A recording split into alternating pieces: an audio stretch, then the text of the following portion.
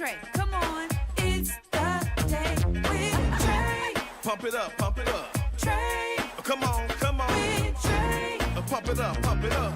It's the day with Trae. This is the day to gain inspiration, to make a positive change in the nation. We're inviting you to partake in conversation, to raise your vibration. It's the day that we will all celebrate all of our peeps that make this thing elevate. Watch the negative fade away, cause it's the day with Trae.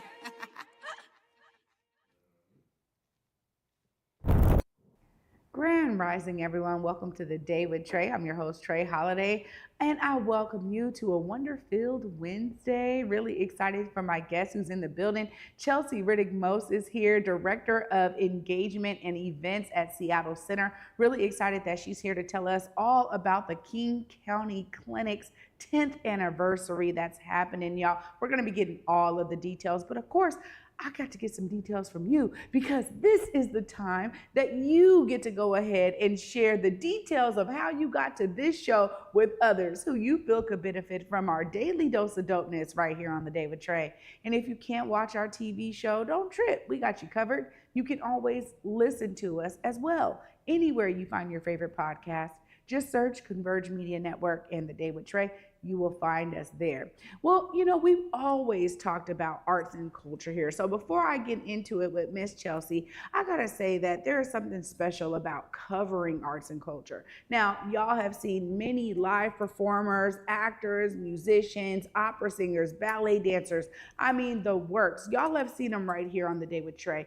And it really gives me this front seat purview to all of the amazing things that are happening around arts and culture within the Seattle greater metro area. And I'm grateful because I realize that there are so many great shows, so many great things happening, but there's also ways for you to tap in. You know, staying connected with some local venues, different event spaces, places like the Seattle Center really help you stay engaged into what's going on.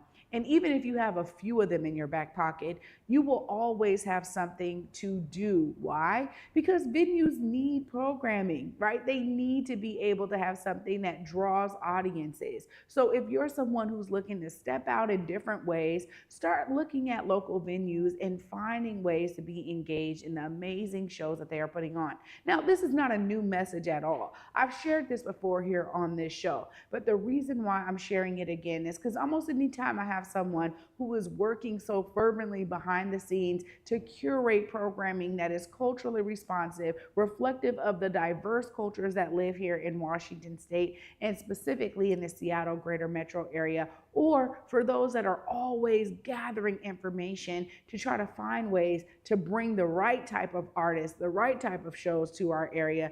It's special because there's so much work that happens behind the scenes. And oftentimes those folks behind the scenes don't always get their just due. We need to be giving them their kudos and their flowers. Because when you think about the history of your life and the ways that you've been able to be engaged in community events or different types of arts and culture events, you have to understand what it took to get those events to you.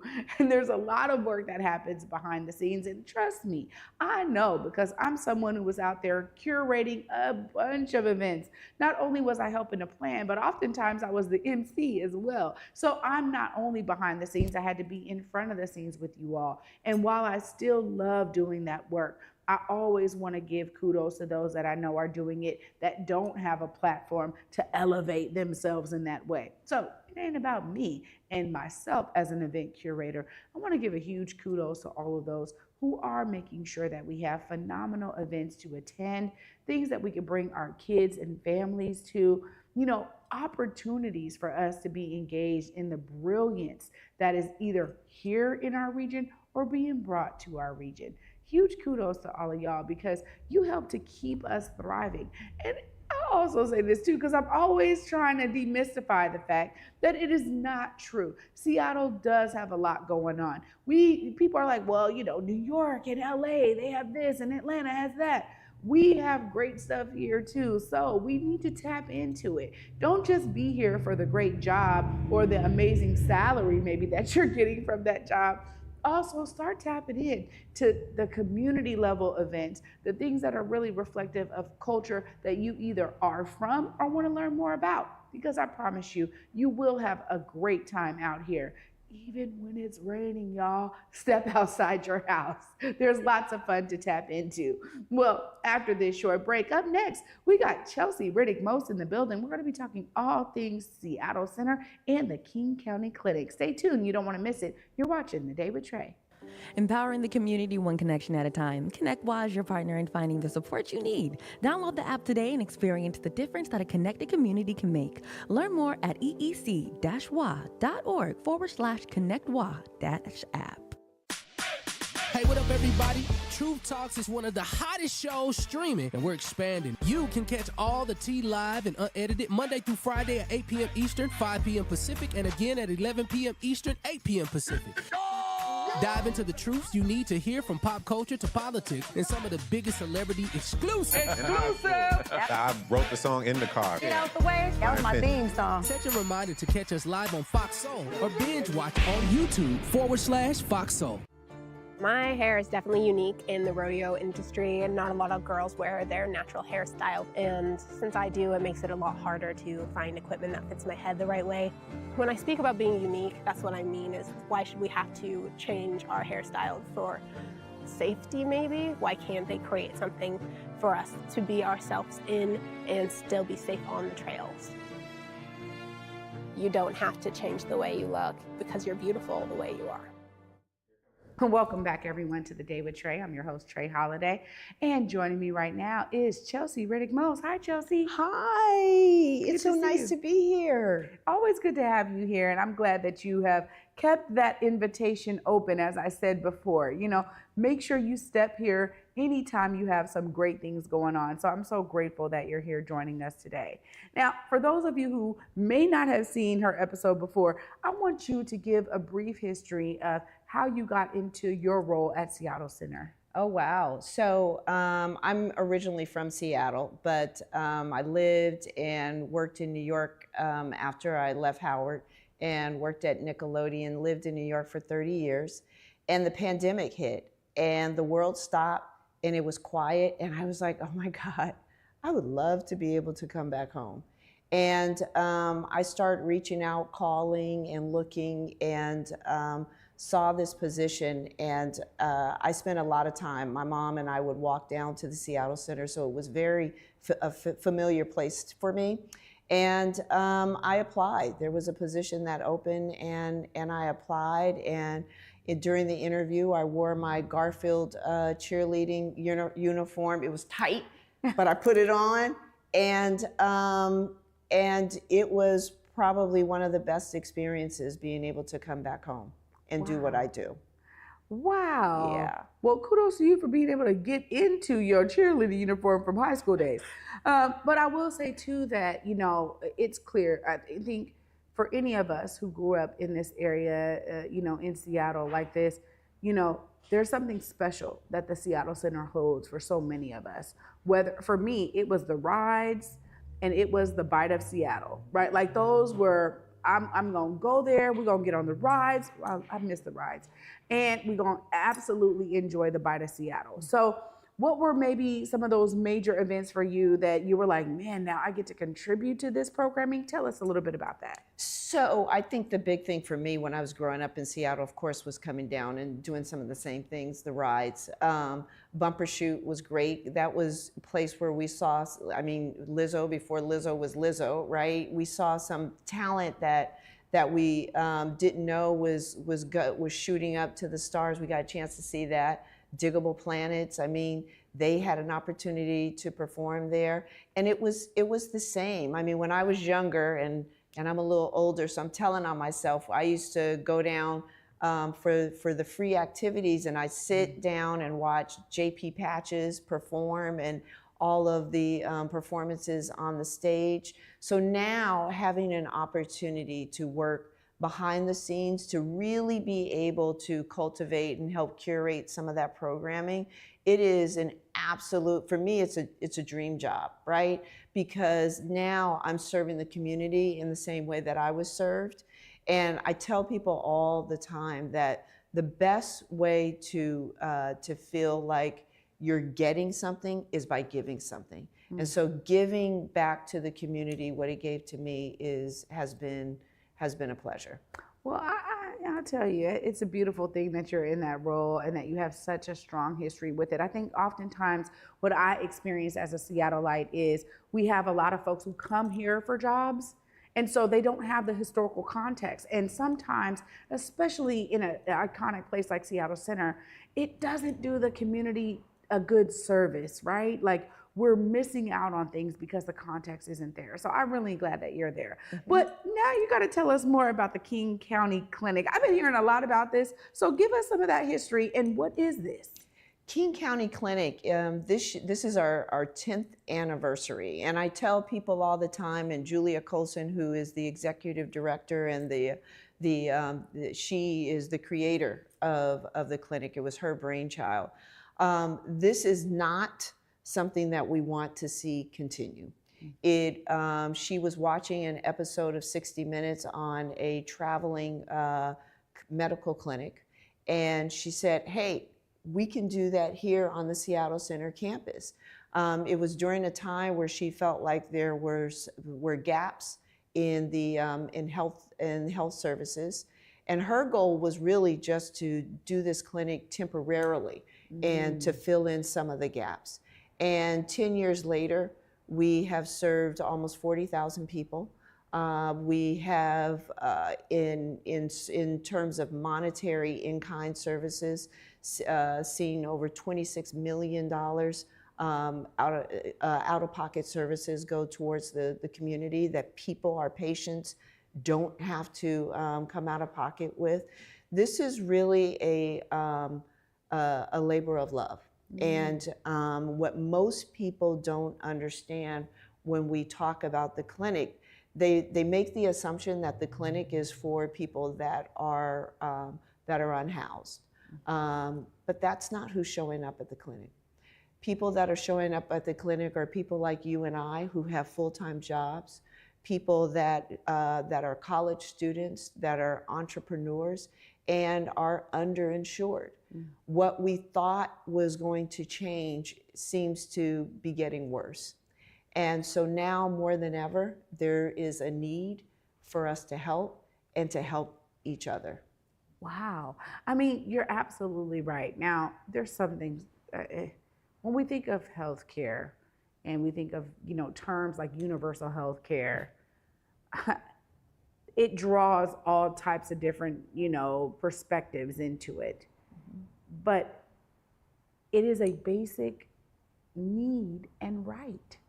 And so the fact that this has continued for so long says a lot about the gaps that continue to exist in our healthcare system to this day.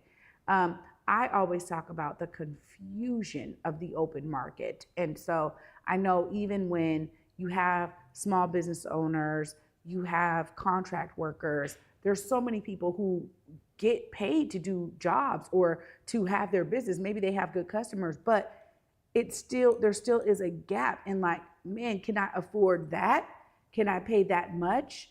Can I find a plan that actually works for me?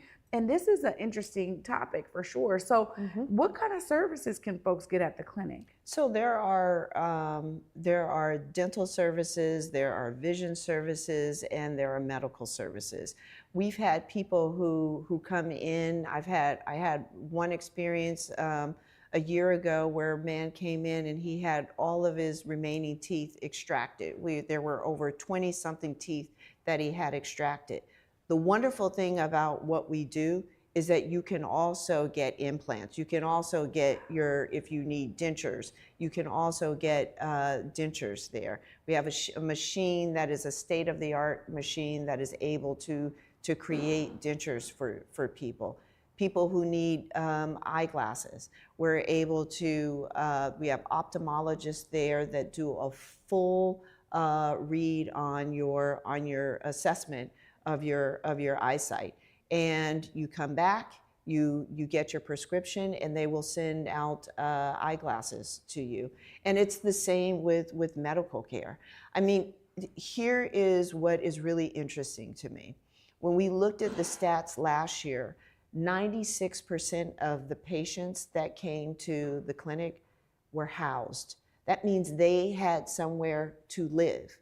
But over 60% of those folks were uninsured. So people are now in a situation where they're having to decide on whether do I want to pay for insurance or do I want to pay for somewhere to live. And there is also a large fraction of folks that are on Medicare and Medicaid that are there. So we have a broad spectrum of people, but it is not the people that you would assume that would be in need of our services. Yeah, it definitely does say a lot. And so now this is the 10th year. I want to learn about the structure of this. You're talking about people kind of coming, getting assessments, basically needing to come back, get the full implants done, all of these things. So what is the duration of the clinic and how does it work? If I'm new, I'm coming because I want to get some services. Like, tell us that process. Walk us through it. So last year we saw about 3,000 people come to the clinic, and we have no idea with the climate of how things are now. We're anticipating that that there will probably be more, but people can go online to seattlecenter.org/SKCCLINIC.com. Go to our website and you can sign up and get a ticket. And typically what happens, it starts on April 24th and it goes through April 27th. You have your ticket, you come in, they give you a form. There's no obligation around providing ID or income verification, insurance verification, or your immigration status. You fill out what you feel comfortable with on the form, and then you have the opportunity to decide whether or not you want medical services, vision services, or dental services. And then you go through the next phase of the process is we have representatives there, medical representatives there that will do a full assessment on do blood work and understand the current status of your medical care, and then try to figure out which of the services you can actually get to go in one day. If you need to come back, you can come back the following day, and then we can complete those services. Wow. So it is really, it is phenomenal. I've worked in production my entire career. I have never seen an undertaking like this. It is all hands on deck and thousands of volunteers. We've seen more volunteers this year than we have in past years. Wow. So it says something about the compassion and the state of people's mental wellness that they feel like they want to do more and give back. I gotta say, Chelsea, kudos to the original visionary for this and for being inspired by this kind of mobile clinic. Like, we do need to bring services to the people. And the fact that Seattle Center is saying this is something we can touch in on, we can tap into, is a beautiful thing. So clearly there are some steps people got to do. You were talking about the form. I got to give you time so people hear directly from you again so they know exactly how to get services through the King County Clinic at Seattle Center. Look right there, let them know. Okay, if you want to participate and be either a volunteer or a patient, go to seattlecenter.org/SKCC.com. Again, that was wrong. seattlecenter.org/SKCCLINIC. I'll make sure that it's on your website and online so that people can actually get the right information. But volunteers or either patients, please sign up and be a part of something really special. And when is it happening? April 24th through April 27th. What are the times of this, Chelsea? So the clinic, actually, people start lining up, believe it or not, at 12 midnight to start lining up to come into the clinic, and we start seeing patients around 7 a.m. in the morning. So it's really first come, first serve basis. It is a first come, first serve basis. We only have our slots are really based on the number of volunteers that we have available. So we base the number of tickets that we can actually pass out on the number of medical volunteers that are there. Wow, what a huge feat indeed. Thank you so much, Chelsea, for coming on to tell us more about the Seattle King County Clinic happening right there at Seattle Center. This is huge.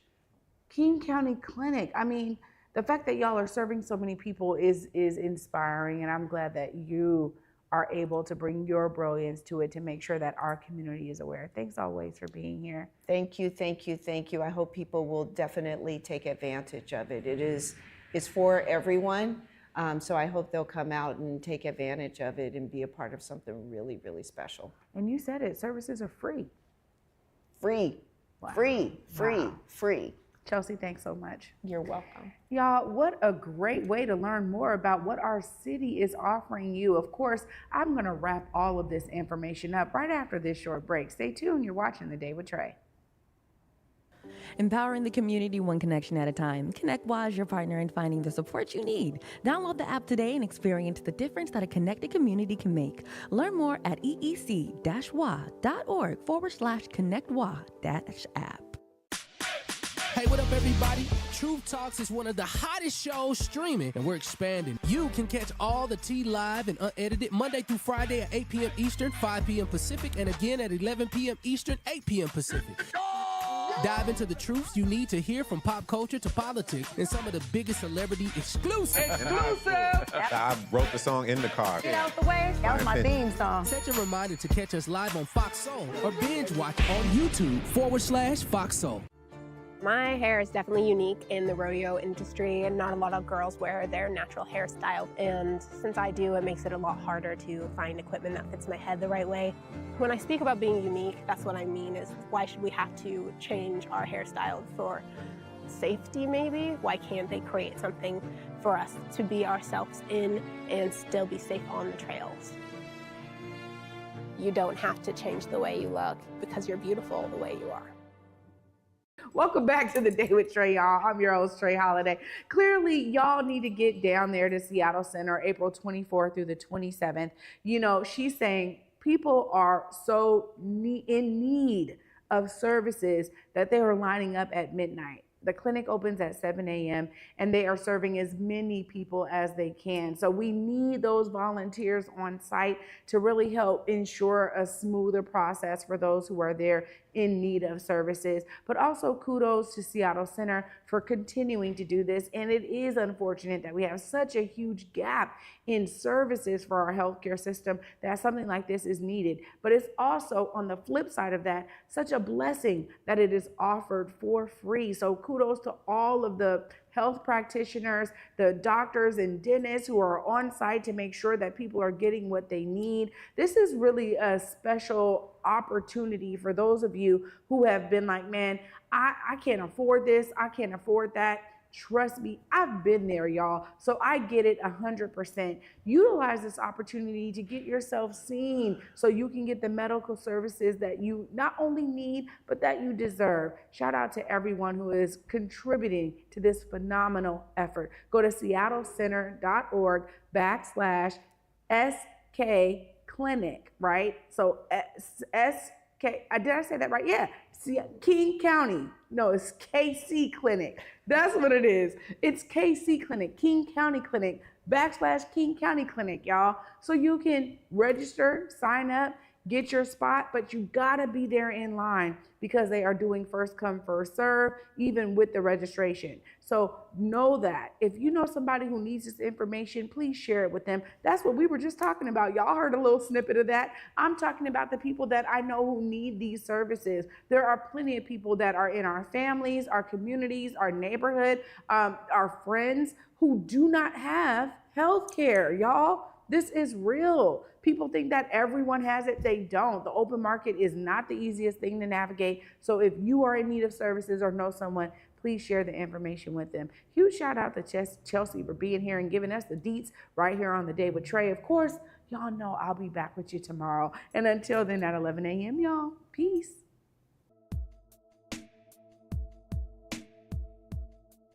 Converge Media produces culturally relevant content for Black and urban audiences. Our coverage is raw, transparent, and objective, praised by community leaders, government officials, and residents. Support Converge Media today via Venmo, Cash App, or PayPal at Converge Media.